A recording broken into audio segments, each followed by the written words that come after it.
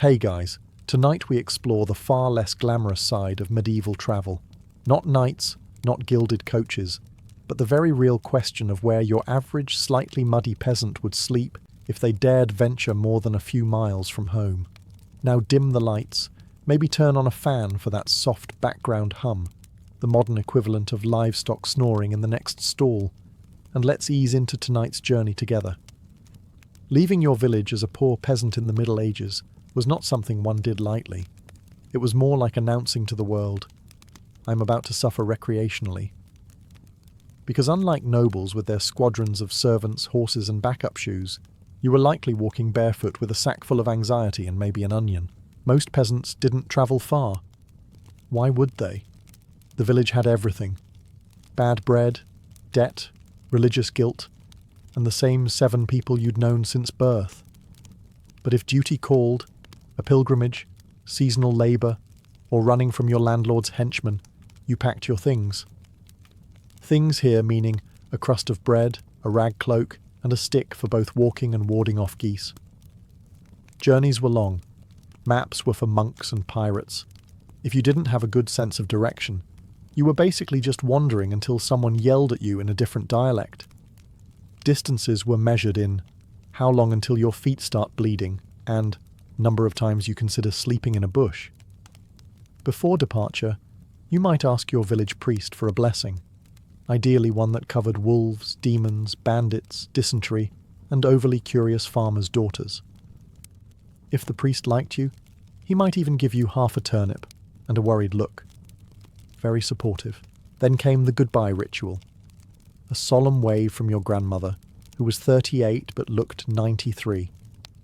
A warning from your cousin not to get eaten, and your younger siblings trying to steal the bread out of your pocket as a send-off gift. You walked. You trudged. You regretted everything. The road was muddy, filled with carts, animals, and the occasional knight who might trample you on principle. Every mile brought new questions. Am I lost? Is that man asleep or dead? And was this a bad idea? Yes, and definitely yes. But still, you pushed on. Why? Because you had no choice. Or because your cousin said there was work in the next village. Or because a relic salesman said your sins would vanish if you walked to a monastery 3 days away. Spoiler, they didn't. And thus began your medieval journey, broke, barefoot, and with a level of optimism only possible before the blisters set in. So, you've walked all day, your feet are now more blister than flesh, and you've passed exactly 0 inns willing to house a penniless traveller who smells like damp thatch and existential regret. Time to consider the medieval peasant's most reliable shelter. The barn. Yes, the humble barn. A structure built for creatures with hooves, but frequently repurposed by creatures with poor life choices and no coin. Barns had everything a peasant could ever want in overnight accommodation. A roof, straw that wasn't entirely mouldy, and large, flat animals that radiated warmth and judgment in equal measure. But don't just wander into any old barn. First, you must engage in the sacred ritual of asking the farmer, which involved knocking on the door and praying they were sober, not armed, and didn't already have 3 strangers sleeping in their hayloft. If they said yes, congratulations. You were now the proud guest of a cow, 6 chickens, and whatever rats hadn't left for the season. Sleeping in a barn was not without its perks. The straw was scratchy but better than dirt, and if you curled up between 2 docile oxen, your body temperature might actually rise above medieval corpse.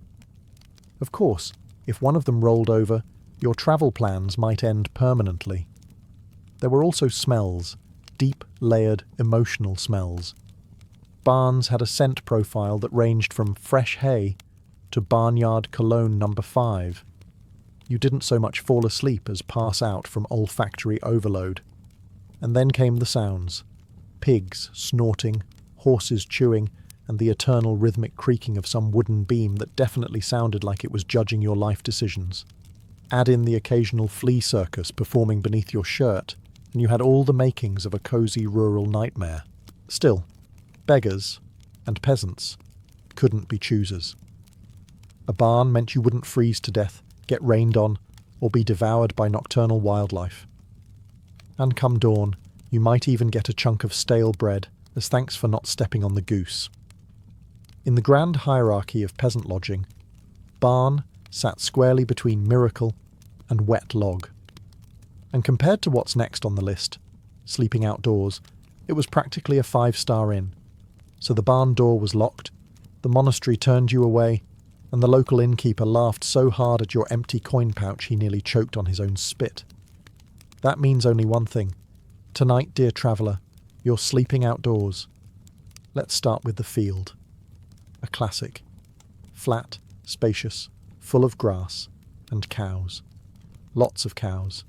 You might find a soft patch to lie on, assuming it's not already claimed by cow dung or thistles, which were Mother Nature's medieval equivalent of bedbugs. If you were smart, or just cowardly enough to avoid angry farmers, you aimed for the edge of a field. That way you minimised the risk of being trampled by livestock or chased off by a man named Godric, wielding a pitchfork and personal grudges. Then there were forests, an excellent option if you wanted your sleeping experience to include paranoia. Forests were quiet, yes, but in the way haunted houses are quiet. Every twig snap became a murder mystery. Every owl hoot sounded sarcastic. You didn't sleep so much as enter a shallow coma with one eye open. Plus, medieval forests were full of charming characters like wolves, bandits, and, if you asked the local priest, probably Satan himself. The wind through the trees could be soothing, but also suspicious. If you made it through the night without frostbite or tooth marks, you considered it a win. Still, some peasants actually preferred the open air, especially in warmer months. The stars were free to look at, unlike everything else, and the breeze helped mask the smell of your own unwashed body. Sure, it was damp, cold, and offered zero protection from bugs the size of regret, but at least no one charged you rent. To create a bit of comfort, some travellers carried cloaks or old blankets, emphasis on old. Most were made of rough wool, smelled like regret, and had the insulating power of a slice of cabbage. If you curled up into a fetal position and muttered prayers to Saint whoever was on duty, you might even sleep for a few hours. Let's say you've already been turned away from the tavern because you couldn't afford a mug of watered-down ale, or the landlord didn't appreciate your aura of hopeless poverty. You've tried the fields, the forests, the barns, and now you're eyeing the one place that might offer both peace and a lower risk of being kicked in the ribs by a goat, the churchyard. Yes, welcome to sanctified sleeping, the hallowed ground where the righteous rest in eternal peace. And you, the travelling peasant, try to get a few hours without accidentally rolling into a grave. Churchyards were surprisingly popular among the itinerant peasant class. Why? Because they were public, semi-protected, and the dead rarely complained. Sleeping near holy ground was thought to provide spiritual protection, or at the very least, discourage bandits. After all, even the most hardened thief might think twice before robbing someone within sneeze distance of a saint's femur. Of course, there were risks. Local clergy didn't always appreciate vagrants turning their graveyards into medieval campgrounds. You might be awakened by a furious monk or a nun with a broom and zero patience. And if it was near a feast day or market, you weren't alone. The churchyard could resemble a crowded slumber party for the deeply uncomfortable and unwashed. Still, there were perks. Some churches had sheltered porches, called lich gates, where travellers could sleep relatively dry, assuming the wind didn't treat your blanket like an open invitation to misery. And there was always the hope that a kindly priest might take pity on you and offer some soup or bread, especially if you looked particularly tragic or had a good sob story involving sick goats. If it rained, the graves offered a kind of ironic comfort. "At least I'm not that guy," you'd mutter, curled next to a mossy stone, soaked but alive. Nothing like sleeping atop the departed to really drive home how much worse things could be. And who knows? Maybe you'd absorb some residual holiness through proximity, or just fleas from the grass. Either way, it beat fighting over a dry patch of mud in the alley behind the butcher's stall. Churchyards. Because sometimes divine intervention looks like a mossy bench and a stern warning from Father Gregory. When you were too broke for an inn, too cold for the woods, and too emotionally fragile to sleep next to a corpse in a churchyard, there was one last bastion of hope: the monastery. Yes, the solemn stone sanctuaries of men who had taken vows of poverty, chastity, and regrettable haircuts. These were places where weary travellers might find a meal, a floor, and a solid 8 hours of being silently judged by men who voluntarily gave up shoes. Now, let's be clear. Monasteries were not medieval bed and breakfasts. You didn't just waltz up and ask for a room with a view and a side of mead. You waited politely at the gate, often for hours, until a monk decided you weren't a heretic, a bandit, or, worst of all, a talkative heretic. If you passed this test, you'd be admitted under the ancient rule of hospitality. Treat the stranger as Christ, which sounds lovely, until you realise it also meant cold floors, shared soup, and being woken at 3 a.m. by chanting that sounded like Gregorian monks arguing with bees. Monks fed you what they ate, mostly bread, watery vegetables, and something pretending to be broth. If it had a flavour, it was probably penance. But after a day of chewing on air and disappointment, even boiled leeks felt like a feast. Just don't ask for seconds. That's how you get extra prayers instead of extra portions. Sleeping accommodations varied. Some monasteries had dedicated guest halls, which is a generous term for a long room with benches, hay, and the faint scent of damp wool and sanctity. You'd sleep among strangers, all trying not to cough too loudly and anger the friar with a broom. If the monastery was poor or overcrowded, you might be told to sleep in the cloister, essentially a stone hallway with spiritual acoustics and wind that whistled the Dies Irae. Still, monks didn't ask for money. All they expected in return was that you didn't steal anything, didn't blaspheme near the relics, and maybe confessed your sins, which, after 5 nights outdoors, probably included envy, wrath, and thinking about murdering a chicken. Was it luxurious? No, but it was dry, quiet, and came with just enough guilt to keep you humble. So your feet are blistered, your shoes gave up 2 villages ago, and the barn owl you tried to share a tree with last night nearly pecked your nose off. Welcome to the real medieval Airbnb, the roadside shrine. These weren't grand cathedrals or even modest chapels, more like holy vending machines. Little stone or wooden structures, sometimes containing a statue of the Virgin Mary, a local saint, or a chunk of something someone swore was once part of a martyr's femur. Positioned at crossroads or along pilgrimage routes, they served 2 main purposes: to inspire piety and to provide just enough cover for a nap without being rained on. For poor peasants on the move, these shrines became sacred snooze booths. If you were lucky, the overhang would be big enough to sit under. Even better, to huddle with your knees to your chest and pretend that damp stone was a mattress. And while shrines didn't offer food, bedding, or bathrooms, they did offer one priceless thing: plausible deniability. If someone found you snoring at the foot of St. Mildred, you could always claim to be praying. Loudly. In your sleep. Now, of course, not every shrine welcomed freeloading travellers. Some were lovingly maintained by villagers who didn't appreciate your muddy presence ruining the aesthetic. But others were so remote that even the squirrels had forgotten them. For a weary traveller, that was basically 5-star luxury. It helped that no one wanted to rob a shrine. Bad luck, you see. Bandits might risk their souls for a merchant's pouch, but they drew the line at stealing next to a painted icon of St. Jerome with laser eyes and a passive-aggressive smirk. There was also a spiritual side.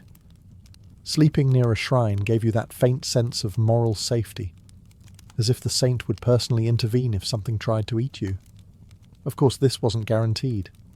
St. Hubert might protect you from werewolves, but probably not from trenchfoot or aggressive squirrels. And yet, despite the cold, the rocks, and the faint smell of damp holiness, roadside shrines remained a favoured fallback. Not because they were comfortable, but because they weren't worse. By the 7th blister, the 15th, no room, go away. And the 3rd time you were chased out of a barn by a donkey with boundary issues, you start to fantasize about a real bed, or at least a roof, or soup, That's when the warm, flickering glow of an alehouse window starts to look less like a building and more like a divine apparition with beer breath. Alehouses and taverns were the medieval version of the truck stop. Cheap drinks, questionable company, and enough body heat inside to steam up a window with sheer collective regret. But for the travelling peasant, they were also one of the few indoor options where you didn't have to pretend to be holy or fluent in monk. Let's get one thing straight. You couldn't just walk in and sleep on the bench. If you had coin, you were welcome. If you didn't, well, the door had a wonderful creak to it as it slammed in your face. The drink was the star of the show. Ale, beer, mead, whatever the local yeast could be convinced to ferment. Many a peasant would order a single cup and nurse it for hours, hoping to avoid being thrown out. Sometimes, the more charitable innkeepers allowed weary travellers to sleep by the hearth for the price of a drink and a story. Other times, they charged a few pennies for a straw bed in a corner, shared, of course, with whoever else had enough change and body odour. Privacy was a fantasy. You'd sleep shoulder to shoulder with strangers who snored like war horses and mumbled confessions in their sleep. The floor was sticky, the benches uneven, and the fireplace smoke a constant reminder that oxygen is a luxury. But it was warm, and if you closed your eyes tight enough, you could pretend the rats were just small, curious cats. Sometimes there were songs, sometimes fights. Occasionally, both at once. But even amid the shouting and spilled ale, there was a strange comfort in it all, a reminder that you were still part of the grand, grimy flow of humanity. Taverns, where warmth cost money, but sleep came free with enough ale. Picture this. It's getting dark, the wolves are howling, or maybe just some very aggressive sheep, and your options are down to sleep in a puddle or knock on the door of a stranger who probably hasn't had a bath since Easter. Time to activate the peasant's final survival strategy, begging for shelter. This wasn't quite the modern Airbnb experience. There were no reviews, no app, and certainly no fresh linens. It was more like a roulette wheel with fleas. You picked a house that didn't look too murdery, walked up humbly, and pleaded with whoever answered the door for a place by the fire. If you were lucky, the owner would take pity on your blistered feet and let you in. If you were unlucky, they'd let the dog answer instead. Some families, especially in rural areas, were more hospitable. Maybe they remembered what it was like to travel, or maybe they just liked the gossip that came with hosting a stranger. A good story was worth more than a hot bath after all, mostly because no one remembered what hot baths were. You'd usually be given the least offensive corner of the house, near the hearth if you were lucky, near the goat pen if you weren't. Bedding ranged from straw and an old cloak to a suspiciously crunchy pile of rags. But at least it was indoors. You might even get a meal, a hunk of bread, maybe some root vegetable stew, and water that didn't glow in the dark. In return, you were expected to behave like a saint. No stealing, no eyeing the daughter, and definitely no suspicious noises after curfew. You were also expected to be up and gone by sunrise, lest you overstay your welcome and transition from grateful guest to suspicious squatter. Of course, this all relied on trust, which in the medieval world was about as sturdy as a three-legged stool in a thunderstorm. But somehow, it worked. Communities took pride in their occasional generosity, and travellers learned the fine art of being humble, thankful, and invisible by morning. It wasn't glamorous, but it beat sleeping in a ditch with judgmental frogs. There comes a point in every peasant's journey when desperation meets innovation. The night is too cold, the barn is full of angry cows, and the shrine has already been claimed by someone who snores like a demon gargling gravel. What's left? The marketplace.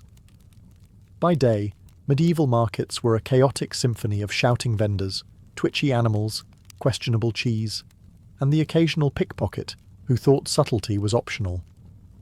But by night, a ghost town, littered with empty stalls, overturned carts, and maybe a half-eaten turnip if you were lucky. In other words, prime real estate.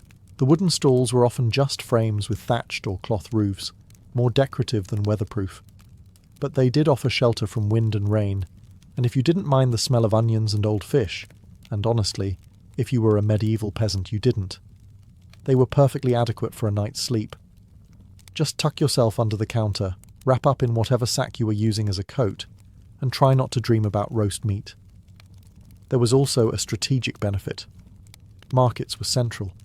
They were near roads, churches, taverns, and occasionally, if you were in a fancy town, a public latrine that only smelled mildly hellish. Sleeping there gave you a head start in the morning, up with the sun, gone before the fishmongers arrived swinging slabs of trout like disciplinary tools. Of course, there were risks. Some towns had night watchmen who didn't take kindly to unlicensed snoozing. If caught, you might be scolded, kicked awake, or, worse, asked to explain yourself using complete sentences. And then there were the animals, stray dogs, opportunistic rats, and geese. Never underestimate medieval geese. They were loud, territorial, and had a personal vendetta against anything that moved. Still, it beat sleeping in the mud, and sometimes vendors would even leave behind scraps or stale bread, too crusty for customers, but just right for someone who hadn't chewed anything solid since Tuesday. Market sheds weren't built for comfort, but they were there. They were mostly dry, and best of all, they didn't ask questions. In the medieval world, there was one kind of travel that came with a mildly increased chance of sleeping indoors. Pilgrimage. Say you were off to Canterbury, Santiago, or some obscure saint's elbow bone shrine in the middle of nowhere.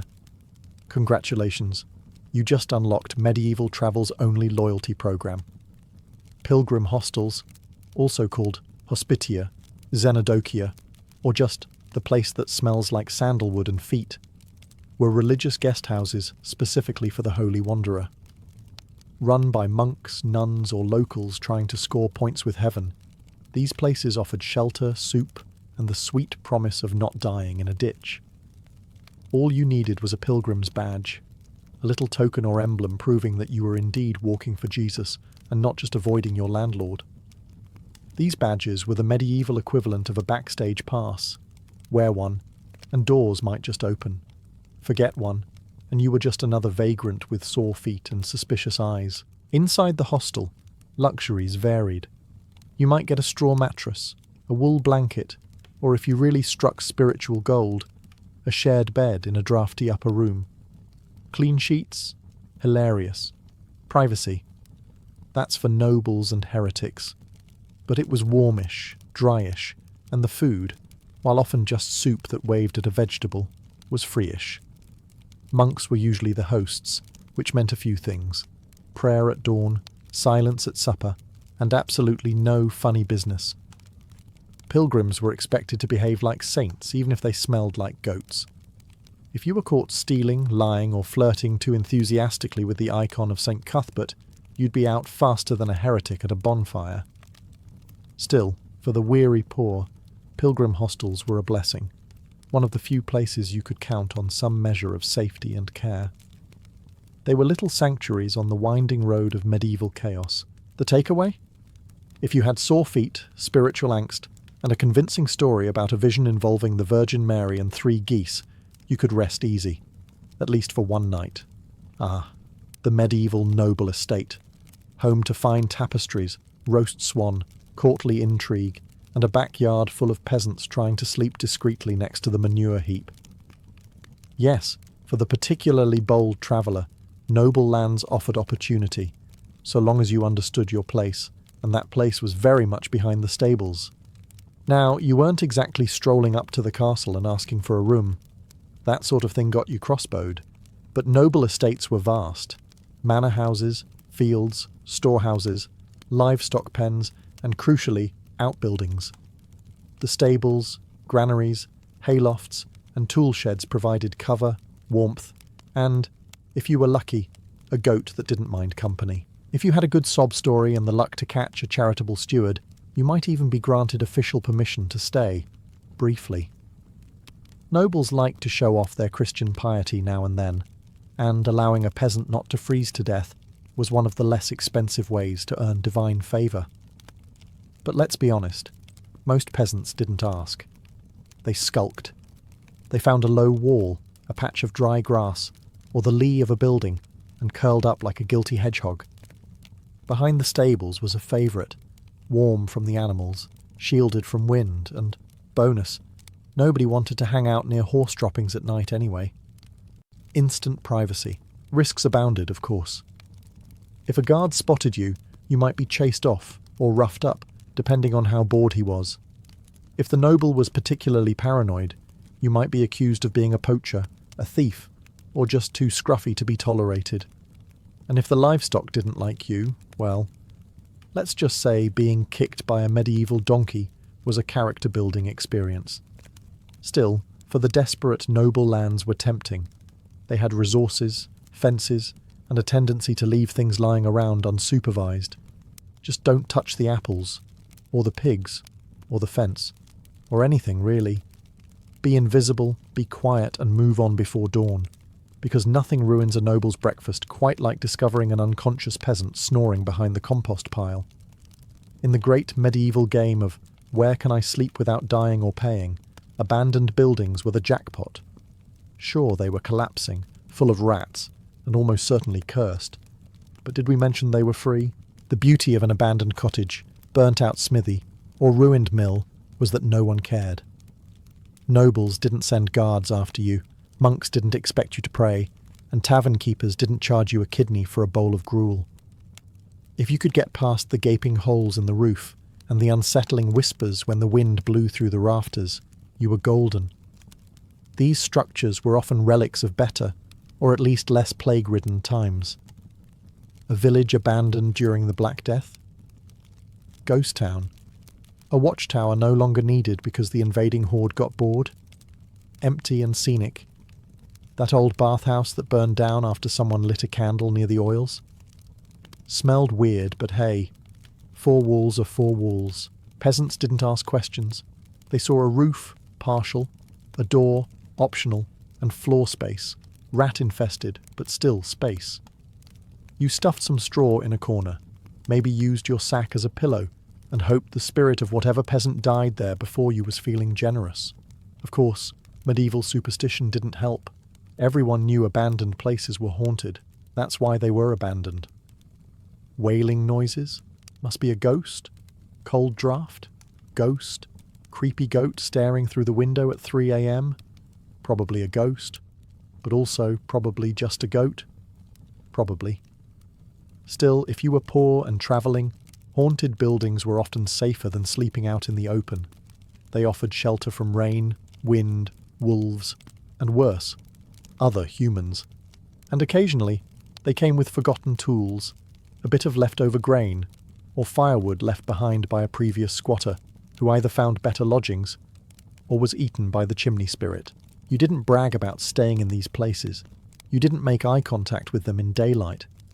But when night fell, and you were cold, alone, and one sore ankle away from collapsing, an abandoned hovel was a gift from the gods, or at least from someone who wasn't coming back. In the grand tapestry of medieval life, stitched with famine, plague, and people tossing chamber pots out of windows, there existed, believe it or not, the occasional kind stranger. Not often, mind you. But every once in a while, a peasant traveller hit the lottery and met someone who didn't immediately treat them like lice in human form. These rare individuals came in various shapes. An old widow who remembered what it was like to be poor, a tired farmer who had an extra crust of bread and a half-cleared barn, or a pious merchant who genuinely believed Matthew 25:35 wasn't just decorative Latin. Whatever the reason, they saw a stranger, raised an eyebrow, and said, "All right, you can sleep near the pig?" Sleep. No one expected a feather bed or roasted goose. But a roof, a fire, and something vaguely edible? That was a medieval miracle. In return, the peasant usually offered to chop wood, fetch water, or pretend to understand the host's complaints about the tax collector. Of course, not every kind stranger was purely altruistic. Sometimes kindness came with a request.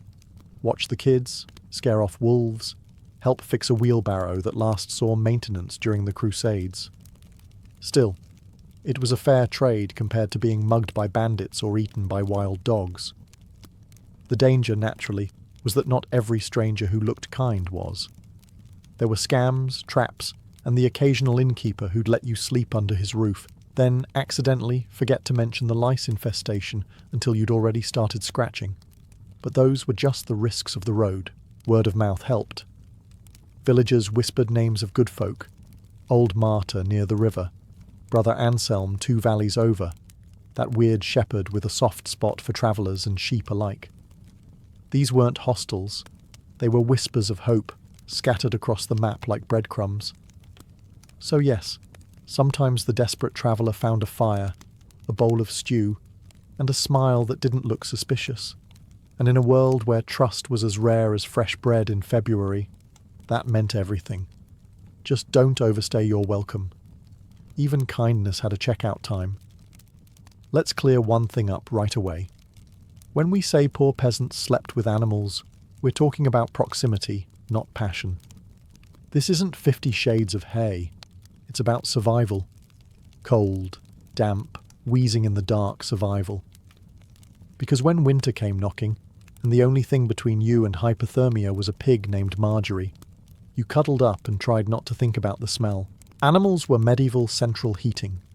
Cows, sheep, goats, and pigs radiated warmth like big wheezing radiators that occasionally tried to eat your bedding. In many peasant homes, especially those humble enough to qualify as livestock inclusive, there wasn't much of a separation between living quarters and barn. The pig got one corner, you got the other, and the chicken wandered wherever it wanted because no one had the energy to argue with it. On the road, it was no different. Sleep near an ox cart? You've got wind protection and 2,000 pounds of beefy body heat. Find a roadside farm and charm your way into the barn? That's deluxe accommodation compared to sleeping under a tree with a wet sock and a grudge. Even a drafty goat shed beat shivering alone in the woods, unless the goat was territorial. Some were. You learned that the hard way. Sure, there were drawbacks. Lice, fleas, questionable smells, midnight noises that made you rethink your life choices. But in the peasant economy of shelter, beggars couldn't be sniffy. And if you could manage not to roll into the cow's personal space and get kicked into next week, it was a surprisingly effective survival strategy.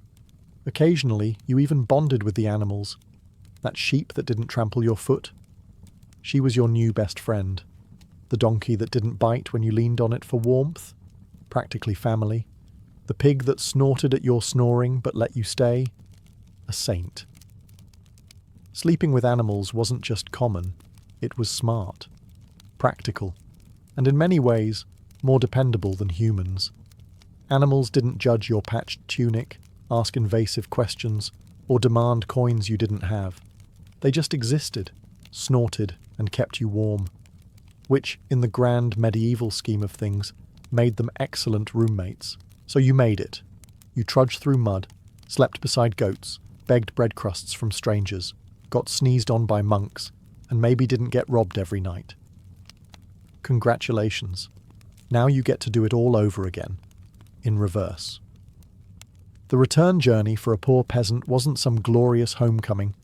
It was more like retracing your own bad decisions while slightly more dehydrated and 30% more lice-infested.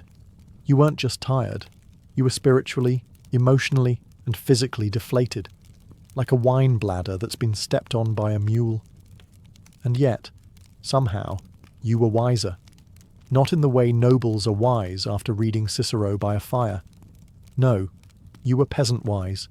You knew which barns had the soft hay, which roadside shrines didn't reek of goat urine, and which taverns had innkeepers who didn't water down the ale too much.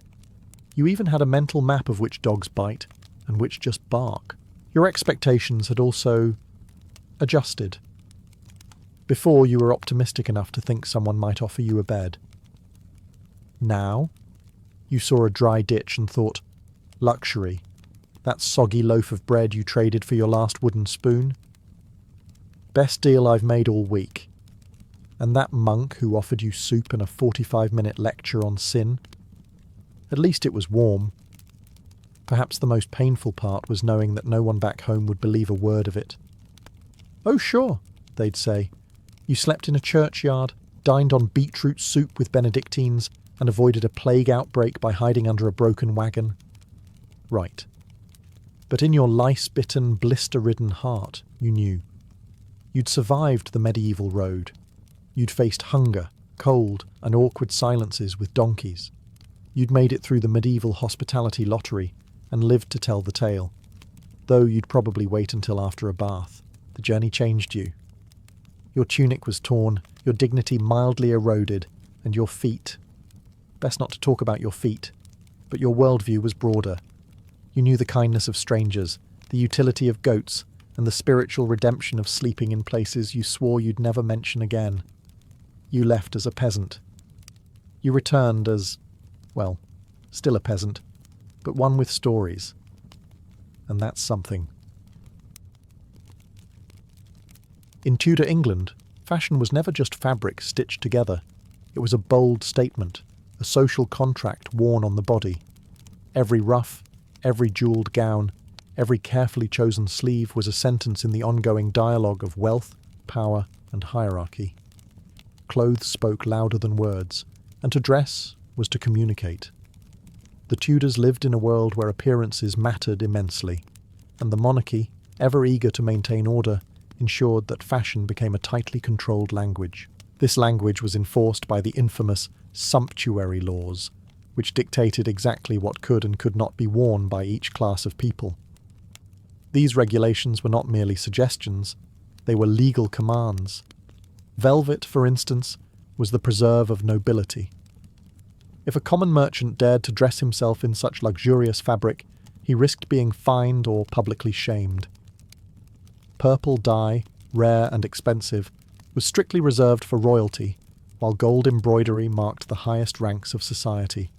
Even furs were ranked, ermine and sable for nobles, while lower classes were confined to rabbit or fox. The cut of a sleeve or the shine of a jewel could instantly betray whether you were living above your station or daring to pretend you were. For the Tudors, clothing was also a theatre of loyalty. To dress in a manner approved by the crown was to show submission to the social hierarchy that held England together. A courtier in Henry VIII's court glittered like a walking jewel box, his slashed sleeves revealing glimpses of rich silks beneath, while his codpiece announced virility and confidence.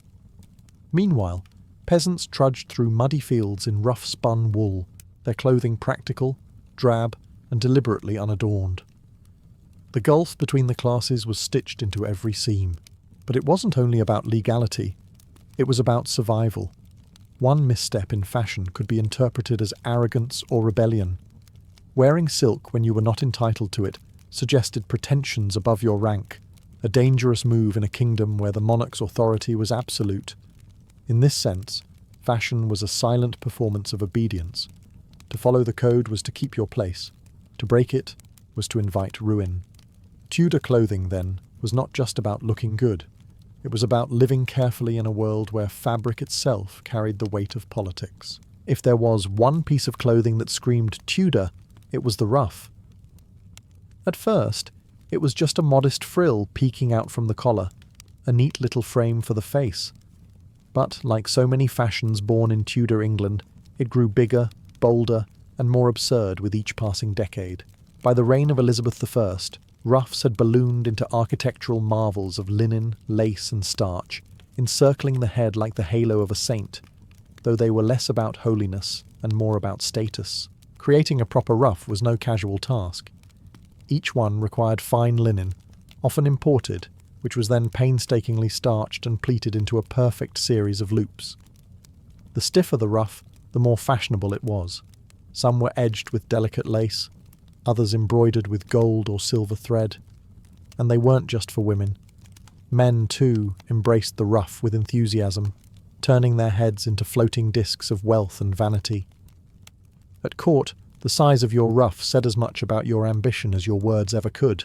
But the ruff was more than decoration. It was a weapon of social distinction. The sheer impracticality of these collars meant that only the wealthy could afford them. After all, how could a farmer plough a field while wearing a collar wide enough to block his peripheral vision? The ruff was designed to separate the courtier from the commoner, to make it physically impossible for the elite to stoop, sweat, or labour. It was the fashion equivalent of shouting, "I don't work with my hands, I pay others to do that." Ruffs also demanded an army of maintenance. Servants had to wash, starch, and iron them with heated poking sticks to keep the folds crisp. A wrinkled or sagging ruff was a disaster, signalling laziness, or worse, poverty. In this way, the ruff acted like a social trap. Once you adopted the style, you had to keep investing in its upkeep or risk humiliation. And yet, beneath the ridiculousness, there was beauty. Ruffs framed faces like portraits, drawing attention to powdered skin and jewelled earrings. They symbolized the Tudor obsession with order and display, every fold identical, every crease deliberate. In the Tudor world, where appearances were everything, the ruff was the perfect metaphor. Uncomfortable, expensive, and completely unforgettable. Among the many eccentric fashions of the Tudors, few were as flamboyant, or as telling, as the slashed sleeve. At first glance, it might look like someone had taken a knife to their doublet in a fit of rage, leaving it tattered and ruined.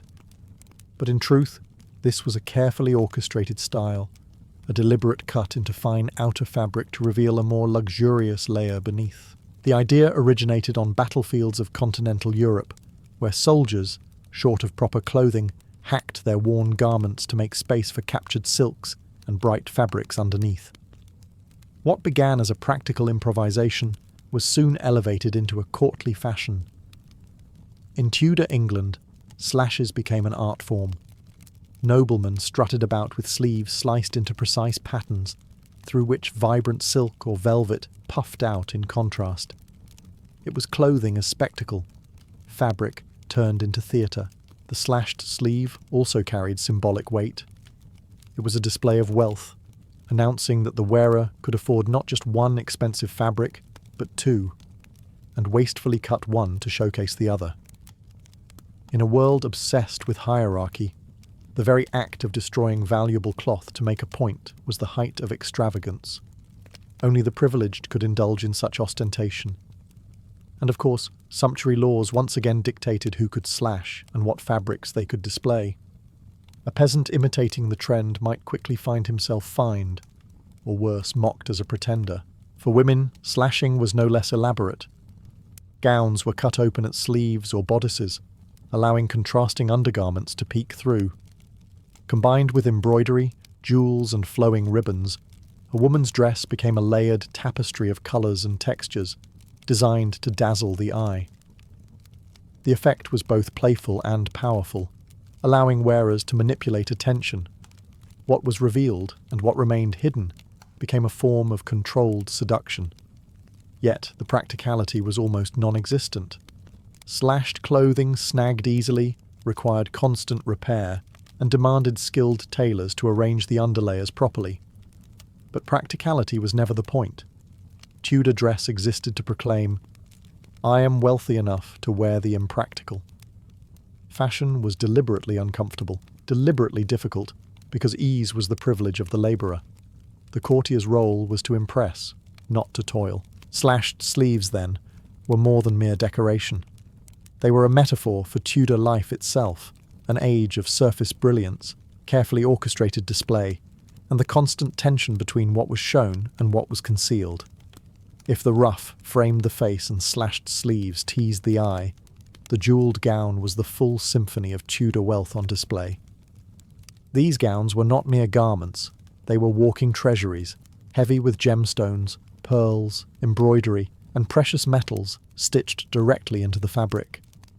For Tudor women at court, especially queens and noble ladies, a gown was less about comfort, and more about making a statement the moment they entered a room. Power, prestige, and divine favour. Take, for instance, Anne Boleyn, who understood better than most the language of clothing. She dazzled Henry VIII with her French-inspired gowns, rich in detail and exotic in flair. Elizabeth I, her daughter, elevated this to new heights. The Virgin Queen appeared in gowns so encrusted with pearls that foreign ambassadors reported her as a vision of light. Pearls, after all, symbolised purity, a calculated message for a monarch who styled herself as England's eternal maiden. Every jewel was propaganda, sewn not just into fabric, but into the imagination of all who gazed upon her. But the extravagance went beyond symbolism. it was also sheer intimidation. Jewelled gowns were astonishingly expensive, requiring not just fine cloth like velvet or satin, but also embroidery done with gold and silver thread. Small armies of seamstresses, embroiderers and jewellers collaborated to create a single dress. Some gowns were so heavy with adornments that the wearer could scarcely move without assistance. Far from being a drawback, this stiffness enhanced their aura. Queens and noblewomen moved slowly and deliberately, not because of ceremony alone, but because the weight of their clothing demanded it. These gowns also reinforced the great divide between classes. While the nobility glittered like living treasure chests, common women wore simple wool or linen. The jewelled gown was a reminder that the elite existed on a different plane, adorned with the very materials most people would never even touch. And like all things Tudor, there were rules. Certain stones and fabrics were reserved for royalty and the highest nobility. A lesser lady dressing above her station risked being accused of arrogance or ambition. The jewelled gown, then, was not fashion alone. It was a weapon in the arsenal of Tudor politics, a dazzling illusion of unshakable power. When Elizabeth I appeared robed in pearls and rubies, she was not simply dressed, she was declaring herself England incarnate, a monarch whose very clothing testified to divine and earthly supremacy. Few garments in history capture the strange mix of bravado, insecurity, and spectacle quite like the codpiece. In Tudor England, this curious addition to men's attire became the ultimate symbol of masculinity, wealth, and, quite bluntly, virility.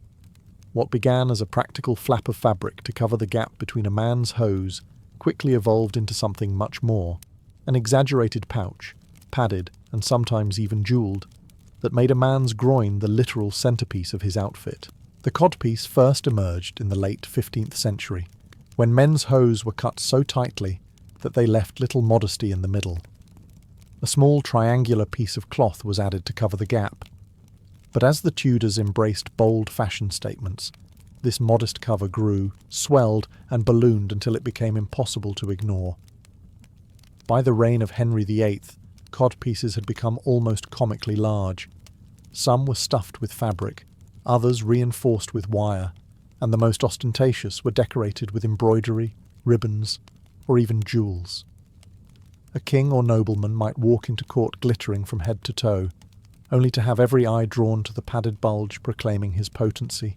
For Henry VIII, the codpiece was particularly useful. In his younger years, it emphasized his athletic, virile image. Later, as age and illness plagued him, the codpiece became almost a piece of propaganda, suggesting strength and fertility at a time when both were fading. Rumours even swirled that Henry used his codpiece to conceal medical dressings, making it a blend of necessity and bravado. Either way, the codpiece was inseparable from his image as a monarch who embodied masculine dominance. Beyond Henry, the codpiece served as a social marker. A well-padded, richly decorated codpiece announced wealth. You could afford fine tailoring and the frivolity of flaunting yourself. For soldiers, it was tied to notions of virility and courage. In portraits, commanders posed with codpieces as large as their swords, blurring the line between military might and sexual dominance. But like many Tudor fashions, the codpiece eventually collapsed under its own absurdity. By the end of Elizabeth I's reign, it had all but vanished, replaced by more restrained doublets and breeches. Still, for a few decades, the codpiece ruled as the most audacious example of Tudor display, proof that, in this age, even masculinity itself could be exaggerated, padded, and put on parade. In Tudor England, colour was never just decoration. It was destiny written in cloth. Every hue carried a message. Every shade whispered about status, loyalty, or morality. The dyes that gave life to Tudor fashion were expensive, labour-intensive, and often imported from afar. To wear a particular colour was to declare your place in the social order, and to attempt a colour above your rank was to invite suspicion, scorn, or even punishment under the sumptuary laws. The most coveted shade of all was purple, a colour so costly to produce that it was restricted almost entirely to royalty. Derived from rare dyes imported from the Mediterranean, a single ounce required thousands of shellfish. When Henry VIII or Elizabeth I appeared in purple, it was not simply a choice of taste, it was a declaration of their divine right to rule, a reminder that they alone were permitted to embody majesty in such tones. Crimson and scarlet followed closely behind. Produced using cochineal from Spanish colonies and kermes from the Mediterranean, these deep reds were the colours of nobility, power, and ambition. Rich velvet gowns dyed scarlet marked the highborn, while deep crimson cloaks symbolised both martial valour and wealth. Black, though seemingly sombre to modern eyes, was equally potent. Achieving a deep, uniform black required layer upon layer of costly dye, making it a luxury colour. To wear black in Tudor England was to project dignity, gravity, and affluence. It was no coincidence that portraits of Elizabeth I often depicted her in black embroidered with pearls, combining restraint with radiance. For the lower classes, colours were far more muted. Browns, greys, and dull greens, dyed with cheaper local plants like woad, were common for everyday wear. These shades were practical, concealing dirt and wear, but they also reinforced the visual gulf between peasant and courtier.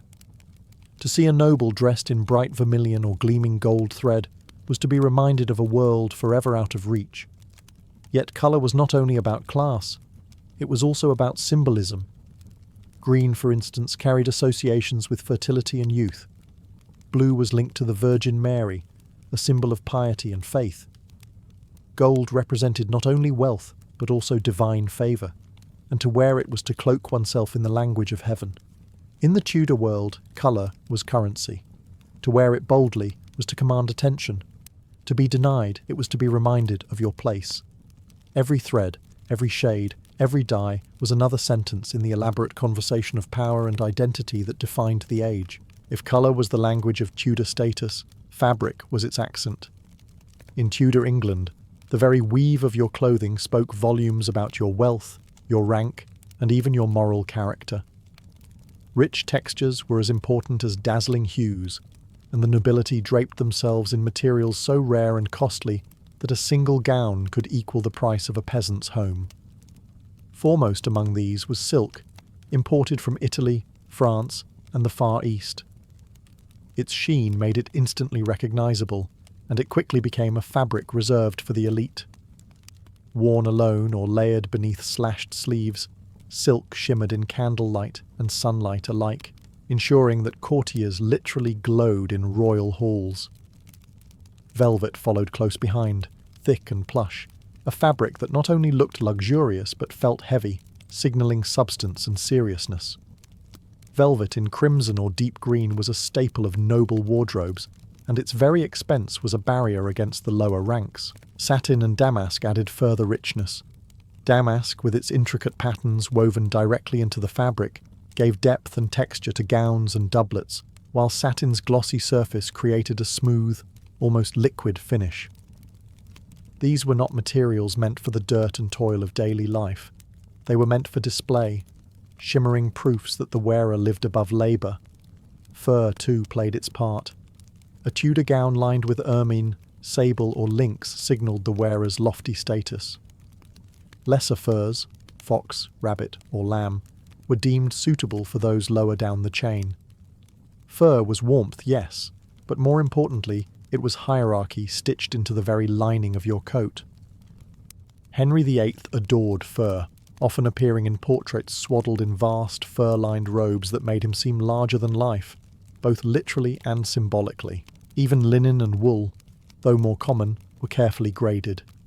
The finest linens, bleached to a dazzling white, were used for shirts and smocks close to the body, serving as a canvas for jewels and embroidery. Ordinary folk wore coarse wool in natural tones, durable and practical. But among nobles, even wool could be transformed, dyed rich colours, and woven into fine cloth. The texture of Tudor fashion was never accidental. Rough against smooth, matte against glossy. These contrasts created visual drama, emphasizing wealth through deliberate extravagance. In a society where appearances defined destiny, fabric itself became a tool of power.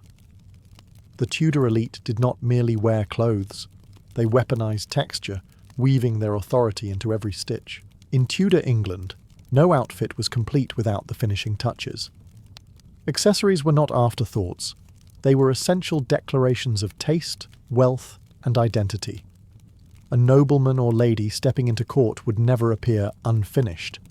Every hat feather, jewel, and shoe buckle added another layer to the performance of status. Hats were especially important.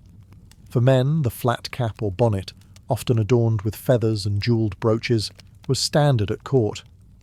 These hats could be simple or wildly elaborate, depending on rank. Henry VIII was rarely seen without a broad fur-trimmed cap glittering with gems. For women, hoods were the accessory of choice.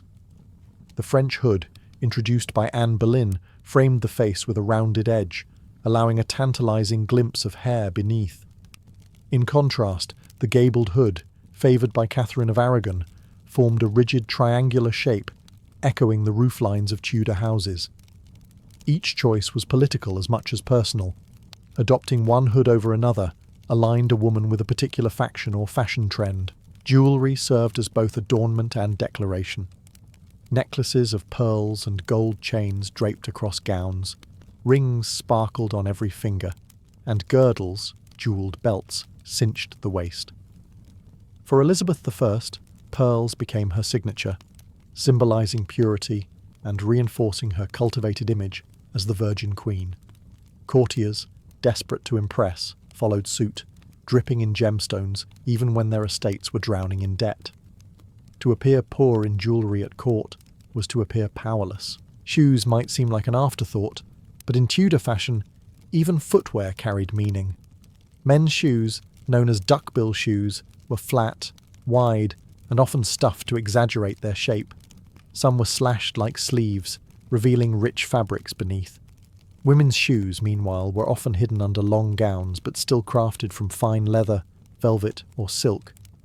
For indoor wear, both sexes sometimes used slippers embroidered with gold thread. The wealthy also had pattens, wooden platforms worn under shoes to elevate them above the mud, a practical necessity in a world where streets doubled as sewers. Accessories were more than decoration. They were weapons of first impressions. A noble's fortune could be measured not just in land or titles, but in the glitter of his hatpin or the shimmer of his wife's girdle. In the Tudor court, where appearance was currency, accessories were coins in the richest treasury of all, the body itself. Tudor clothing was never simply about covering the body, it was a carefully woven tapestry of identity, authority, and symbolism. To step into a Tudor gown or doublet was to step into a role, one dictated not only by personal taste, but by the crown itself. Every ruff, every jewel, every puffed sleeve was part of a script that defined who you were allowed to be in the rigid hierarchy of Tudor England. For the monarch, fashion was a stage. Henry VIII's vast fur-lined coats and monstrous codpieces projected dominance, virility, and wealth. Even as his body weakened beneath the burden of age and disease, Elizabeth I turned her gowns into armour of image, each encrusted with pearls, suns, and symbolic embroidery that cast her not just as a queen but as a living icon. She mastered the art of dressing as politics, understanding that a single appearance could reinforce her legitimacy and awe her subjects more powerfully than any speech. For the nobility, clothing became both privilege and prison. They glittered in velvets and jewels, but those luxuries came at staggering expense. Families bankrupted themselves to keep up appearances at court, for to appear poorly dressed was to appear irrelevant. Fashion was as much about survival in politics as it was about beauty. It created allies, drew lines between factions, and allowed ambitious courtiers to show loyalty or superiority with every thread they wore. For the common people, the symbolism was more sobering. Their drab wool tunics and plain dresses marked them as firmly outside the spectacle. They were reminded daily that colour, fabric, and excess were privileges reserved for others. Clothing kept the social order visible at all times, making inequality impossible to ignore. Yet the legacy of Tudor fashion endures far beyond its century. Today, the image of a Tudor ruff or a jewelled gown instantly conjures the grandeur and excess of the age. Fashion historians see in these clothes not only beauty, but also politics, ambition, and propaganda. In many ways, Tudor fashion foreshadowed the modern obsession with image, where what we wear still communicates status, values, and identity. In the end, Tudor fashion was more than a matter of taste. It was the visible expression of power itself. To dress like a Tudor was to participate in a grand performance, one where fabric and thread spoke louder than words, and where identity was stitched, embroidered, and paraded for all to see. To step into a medieval Arab bazaar was to enter the living soul of the city. Cairo, Baghdad, and Damascus were not defined only by their mosques, palaces, or schools of learning. They pulsed with life in the sprawling marketplaces, where every sense was overwhelmed. The bazaar was more than a place to buy and sell. It was the stage on which daily life unfolded, where fortunes were made, reputations built, and news spread faster than any courier. From dawn until dusk, the streets were alive with movement. Tents and wooden awnings stretched overhead, shading shoppers from the fierce sun, while narrow lanes wound in twisting paths that seemed endless. The air was thick with aromas that told the story of empire: saffron and cardamom from India, frankincense from Arabia, musk from Central Asia, and the ever-present perfume of roasting lamb and bread pulled fresh from clay ovens. In one alley, you might hear the clang of a coppersmith hammering a pot into shape. In the next, the soft rustle of silks being unfurled before eager buyers. The bazaar was a theatre of voices. Merchants shouted praise of their wares, swearing on their honour that their spices were fresher, their fabrics finer, their prices fairer than the man in the next stall. Haggling was not only expected, but celebrated, a ritual that bound buyer and seller in a dance of wit and patience. To pay the first price offered was a mark of inexperience, even shame. Yet commerce was only half the story. The bazaar was also the gossip mill of the city, where news of distant wars, court intrigues, or the latest scandal in the governor's palace spread like wildfire. Travellers, pilgrims, and traders carried stories from as far as Andalusia and Samarkand, making the market a hub of cultural exchange. Here, a scholar might debate theology beside a butcher's stall, while a poet recited verses to a curious crowd. For ordinary citizens, the bazaar was the centre of community life.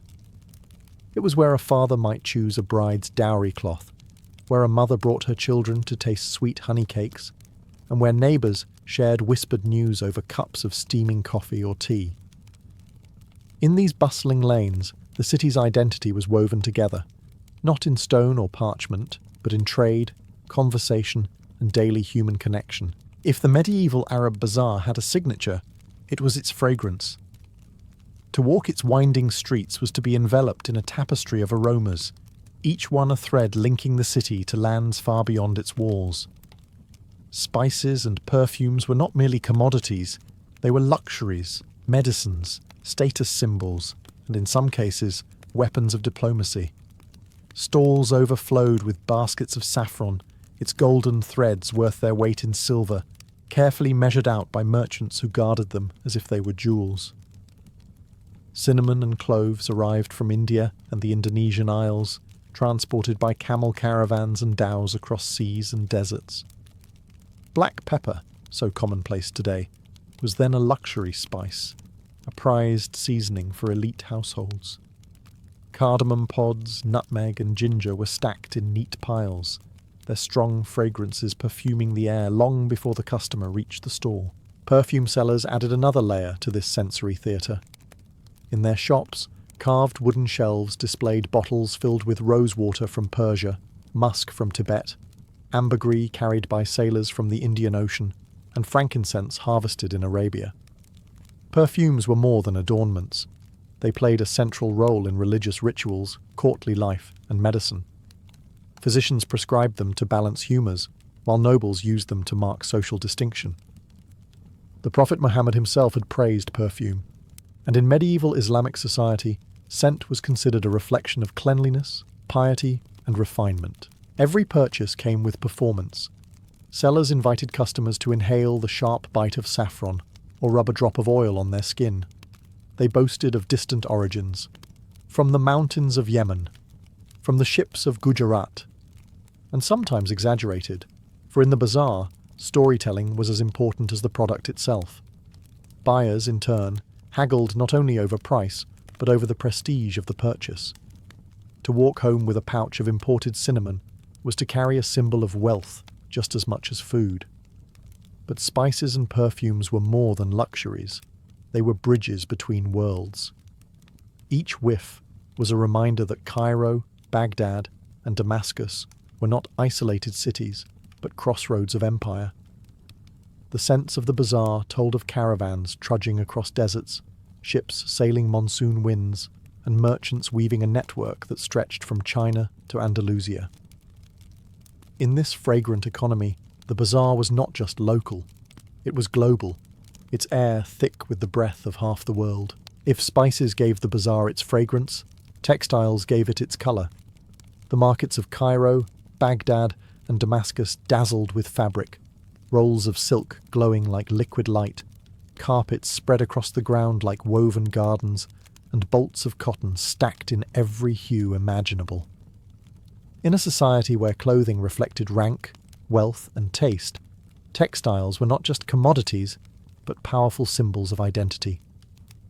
Silk, the most coveted of all, came from China and Central Asia via the Great Silk Road, as well as from Byzantine and Persian looms.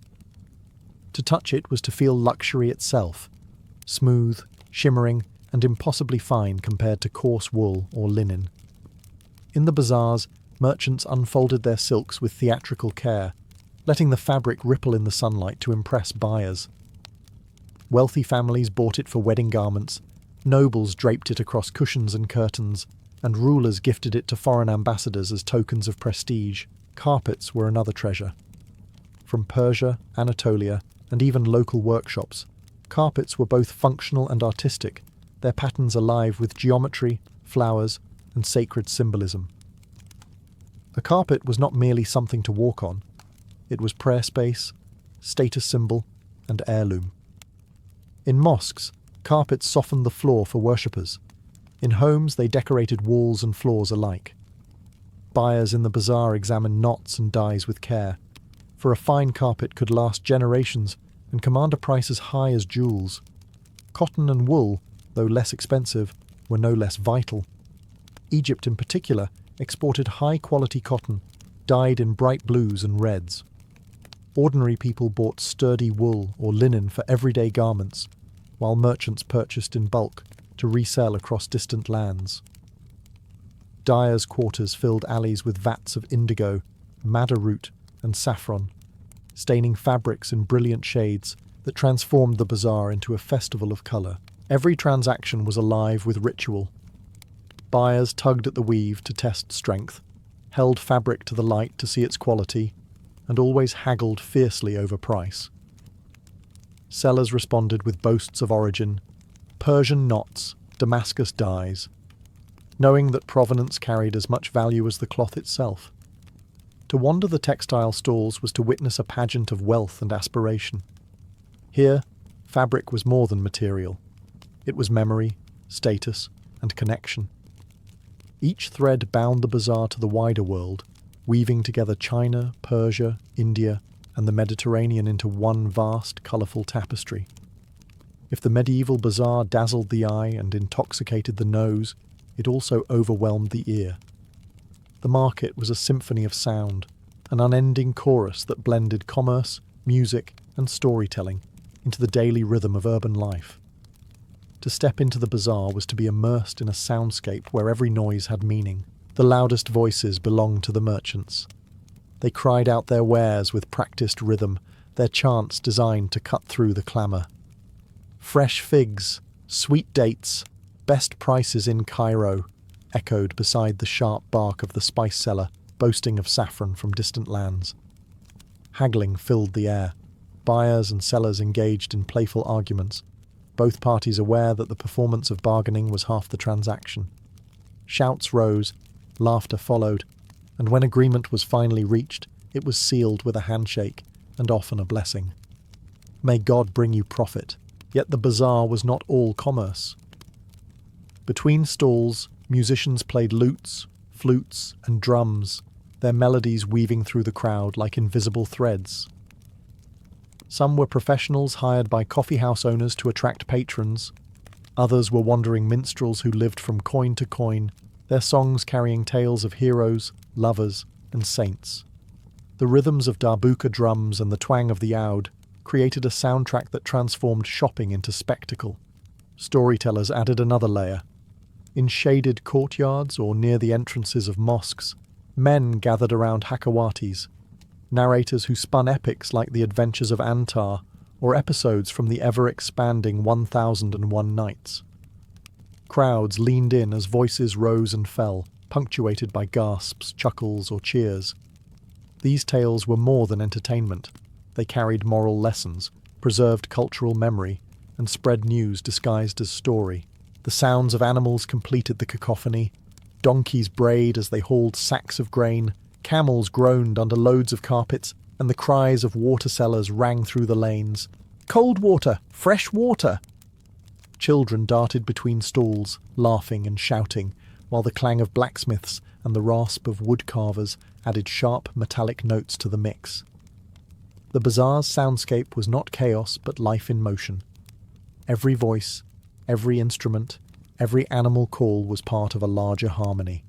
It was a living concert where trade, art, and community blended, reminding all who entered that the bazaar was not just a market, but the very heartbeat of the city.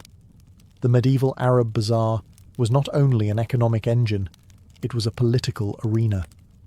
Behind the cries of merchants and the perfume of spices lurked the invisible machinery of governance, taxation, and surveillance.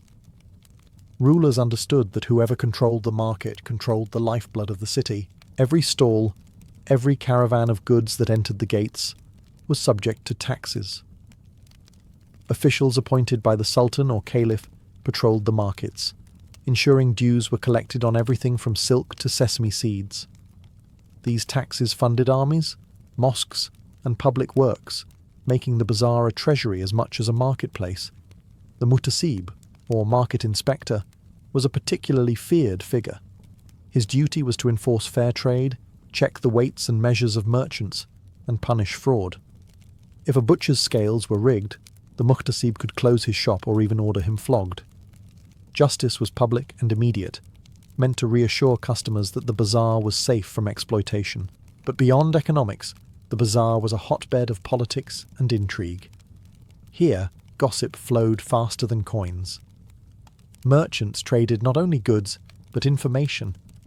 News of military campaigns, whispers of court scandals, rumours of succession. Sultans and governors often planted informants in the markets, disguised as common buyers, to listen for unrest.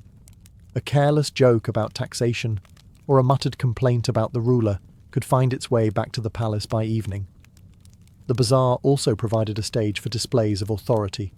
Processions of rulers or governors often began or ended there, reminding the people of their presence. Edicts were read aloud in the market square, ensuring maximum audience. In times of crisis, such as famine or war, rulers might appear personally to order the fair distribution of grain, knowing that the bazaar was where their decisions were most visible. At the same time, the market gave power to ordinary people. A boycott of a corrupt merchant or collective grumbling about taxes could ripple upward into real political pressure. Leaders ignored the mood of the bazaar at their peril, for it was there that the pulse of the city could be felt most strongly. Thus, the bazaar was more than commerce. It was a place where rulers and ruled met, in an ongoing negotiation of power, where taxes filled coffers, spies gathered whispers, and politics mingled with trade as seamlessly as perfume with air. In the medieval Arab bazaar, faith was never separate from daily life. It infused every lane, every shop, every transaction. Unlike modern markets, where commerce and religion are often divided, the bazaar existed in the shadow of mosques, madrasas, and shrines. Faith was not only practiced within the walls of sacred spaces, it was lived openly in the heart of the marketplace. The call to prayer structured the rhythm of the bazaar. 5 times a day, the muezzin's voice echoed from minarets, rising above the noise of bargaining and clattering hooves. At once, shopkeepers drew curtains over their stalls, customers paused in mid-haggle, and men streamed to the nearest mosque or prayer corner. Markets in Cairo might fall suddenly silent, save for the shuffle of sandals on stone, before bursting back to life with renewed energy after prayer. Charity, too, was an inseparable part of bazaar culture. Merchants were expected not only to sell but to give.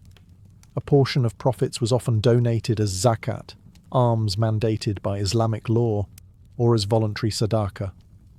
In some bazaars, water fountains and public kitchens, funded by charitable endowments, waqf, stood at the entrances, ensuring that the poor and travellers did not go thirsty or hungry. To refuse generosity was to risk both divine displeasure and social scorn. Ritual purity shaped how goods were handled. Butchers adhered to Islamic rules of slaughter, and market inspectors ensured that food was prepared according to religious standards.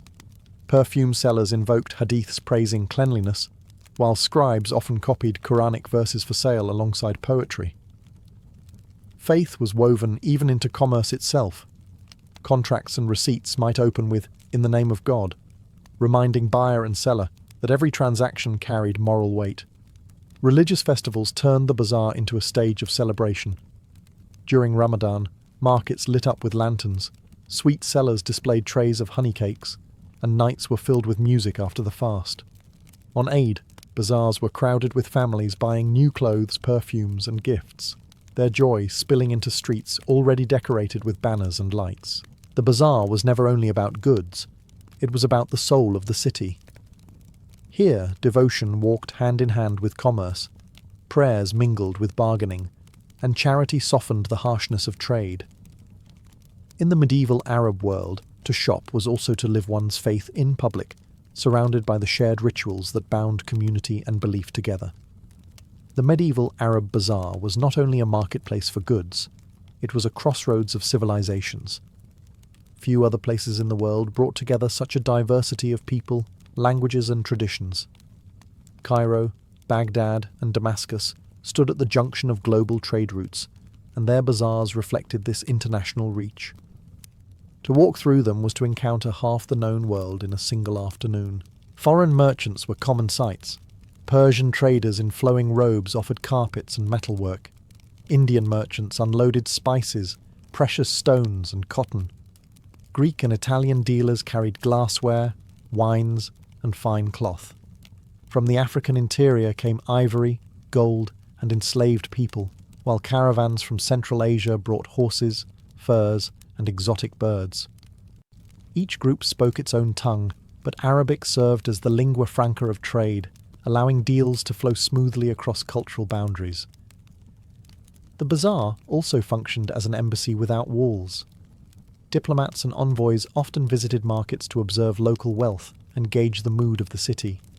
Deals struck here could shape alliances, while disputes could escalate into political crises.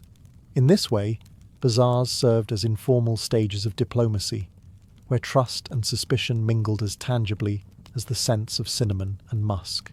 But the cultural exchange was not limited to politics or commerce. It extended to knowledge. In Baghdad's bazaars, booksellers sold volumes of philosophy, medicine, and astronomy, many translated from Greek, Persian, and Sanskrit into Arabic. Scholars browsed alongside merchants, and ideas travelled with goods. A mathematical treatise might leave Baghdad in a caravan bound for Damascus, only to end up in Andalusia, influencing scholars in Córdoba. The bazaar was a classroom as much as a marketplace, where East met West in ink as well as in silk. Everyday interactions also created subtle cultural blending. Cooks experimented with foreign spices to create new dishes. Artisans borrowed motifs from imported textiles. Poets wove exotic imagery into their verses. Even gossip carried traces of this cosmopolitanism. As stories from distant lands mingled with local tales, the Arab bazaar, then, was more than a place of trade. It was a meeting ground of worlds. Here, cultures collided, mingled, and reshaped one another. Standing in a crowded alleyway, surrounded by goods and voices from across continents, a medieval shopper might feel as if the entire globe had come to their doorstep. Though the bazaar was a marketplace, it was also a stage for entertainment and a meeting ground for community life. People came not only to buy spices, silks or carpets, but to see and be seen, to enjoy diversions, and to connect with the pulse of the city. The bazaar was the medieval Arab world's theatre, cafe, and town square all in one. Coffee houses and tea stalls quickly became magnets for conversation. Men gathered to drink steaming cups, sweetened with sugar or flavoured with cardamom, while debating poetry, politics, or the latest rumours from the palace. These gatherings blurred the line between leisure and news. A coffee house was where one might learn of a new sultan's decree, hear a recitation of love verses, or even witness a heated argument about theology. Entertainment spilled into the lanes. Street performers dazzled crowds with acrobatics, juggling, and feats of strength. Snake charmers and trained monkeys drew circles of curious children and travellers, their laughter rising above the marketplace noise. Musicians with lutes and drums provided a soundtrack to daily life, while dancers, often accompanied by clapping and chants, performed in open courtyards or at festivals. The storytellers, the Hakawatis, were among the most beloved figures. Sitting on stools or platforms, they recited epics and romances that transported audiences far beyond the bazaar's walls. Tales of heroes like Antar, or fantastical adventures from what would become 1001 Nights, were shared in episodes, keeping listeners returning day after day to hear the next installment. These stories carried moral lessons, preserved cultural memory, and reminded audiences of their shared heritage. The bazaar was also a place of sociability for women, though their participation was shaped by custom and region. Women shopped for household goods, fabrics, and perfumes, often accompanied by relatives or servants. Within these errands, friendships were reinforced, dowries negotiated, and family alliances strengthened. The bazaar thus became a social bridge, binding households into the wider fabric of urban life. Festivals transformed the market into a carnival. During Ramadan, lanterns lit the night, sweet sellers offered trays of honey pastries, and storytellers kept crowds enchanted until dawn. On holidays like Eid, entire families flocked to the bazaar in their finest clothes, filling the alleys with joy and celebration. The bazaar was never only about trade, it was where people gathered to live. Through laughter, stories, music, and shared ritual, it became a living stage of entertainment and social life, the true theatre of the medieval city. Long after the traders packed away their wares and the storytellers finished their tales, the legacy of the medieval Arab bazaar continued to shape the world. These marketplaces were more than local centres of trade. They were engines of globalization, centuries before the word existed. From Cairo's Khan al-Khalili to Baghdad's bustling souks and Damascus's al-Hamidiyya, the bazaar defined the city and radiated its influence across continents. Economically, the bazaars linked regions into a vast network of exchange. Spices from India, silks from China, ivory from Africa, and furs from Central Asia all converged here, to be resold and carried westward into Europe. Without the bazaar as an organising hub, the flow of goods along the Silk Road and across the Mediterranean would have faltered. These markets were the arteries of medieval commerce, pumping wealth and variety into societies that had never before known such abundance. Culturally, the bazaars were equally transformative. They spread not only products but also ideas. Mathematical concepts from India, medical texts from Greece, poetry from Persia, and technologies like papermaking from China. The booksellers of Baghdad's markets, for instance, helped make the city a centre of learning, where knowledge was translated, debated, and transmitted. In this sense, the bazaar was a library without walls, where wisdom travelled with the same speed as silk or cinnamon. Socially, the bazaar left its mark as the meeting ground of communities. It was the place where rich and poor brushed shoulders, where merchants and scholars conversed, where strangers became neighbours through the shared rituals of bargaining and storytelling. This social glue gave medieval cities their vitality and resilience, binding diverse populations into a single civic identity. The echoes of the medieval bazaar still linger today. Modern markets, from Istanbul's Grand Bazaar to Morocco's souks, preserve the architecture, scents, and rhythms of their ancestors. Even in digital marketplaces, where haggling is replaced by clicks, the essence of the bazaar remains: exchange, connection, and the mingling of cultures. In the end, the medieval Arab bazaar was never only about trade. It was the living heart of cities, the crossroads of empires, and the stage on which daily life, politics, and culture unfolded. Its legacy reminds us that marketplaces are not just places to buy and sell. They are the arenas where civilizations meet, create, and endure.